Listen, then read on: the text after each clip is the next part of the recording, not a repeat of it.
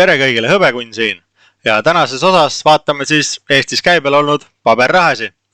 Nimelt siis 1918 aastal 24 veebruar kuulutati välja Eesti Vabariik ja 2. mail aastal 1919 kuulutas Eesti Vabariik välja, et ainus õige maksevahend meie vabariigis on Eesti mark. Muidugi enne seda oli meil käibel ka igasugused Saksa margad ja Soome margad ja rublad ja tsaari rublad ja nii edasi. Aga tõelist uhkust oleme me alati tundnud enda riigiraha üle, mis on välja valitud meie rahva poolt ja samuti kujundatud. Igasugused välismaa peenrahad, mis olid alla 1 marga või 1 rubla, kaotati käibelt 1920 aastal 1. veebruarist.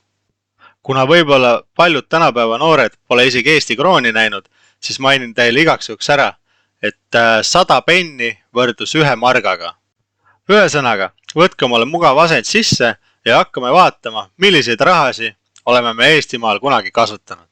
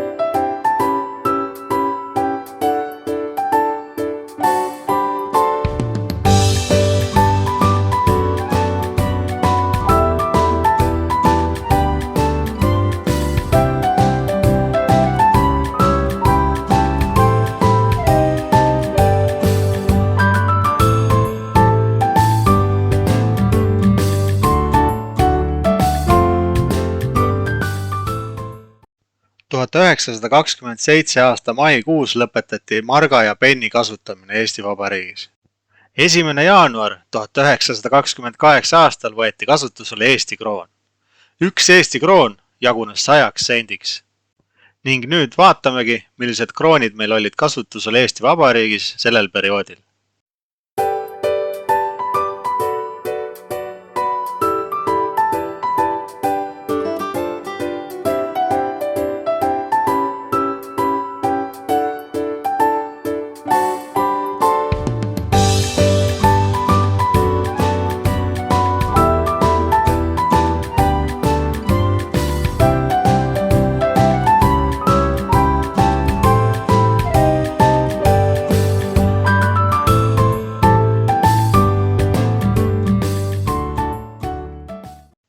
Nimelt vahepeal hakkas siis Teine maailmasõda ning Saksamaa ja Nõukogude Liit jagasid omavahel ära Soome, Poola, Rumeenia ning Balti riigid.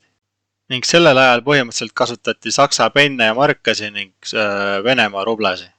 Ning hilisemas faasis olid meil käibel ainult Venemaa rublad. Olles jälle vabad oma maal, tuli kasutusele võtta jälle oma raha ja see täiesti uues kuues. Olles ise 90-ndatel sündinud, siis minu lapsepõlv kui ka kooliaastad möödusid kõik krooni kasutades. Kuna minu jaoks oli see esimene ja ainus raha, mida ma kasutanud olin, siis Eesti krooni disain kui ka head ajad jäävad mul elu lõpuni meelde. Aga see selleks.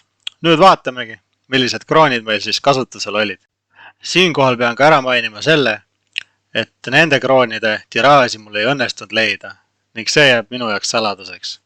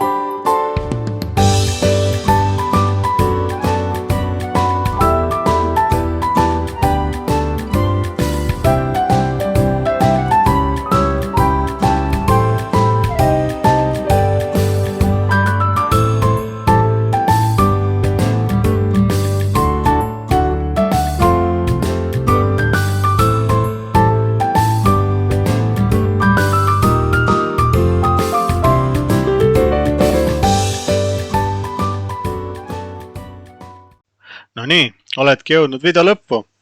Lisaks nendele rahadele, mida te videos nägite, oli ka igasuguseid praakrahasi ja error-rahasi ja oli ka tärniga rahasi, mida ei lastud üldse käibele. Ja võibki nimetama tegelikult jääda, et neid on väga palju erinevaid veel. Aga selle video põhjal peaksite aru saama, millised rahad meil üldiselt käibel siis olid kunagi. Aga siit nüüd saadaksingi teid oma teise video juurde, kus vaatasime Eestis käibel olnud münte ja sente. Ning kui teile see video meeldis, pange pöidla nuppu ehk siis pange like videole, tellige kanal, pange subscribe, see motiveerib mind veel rohkem videosi teile tegema.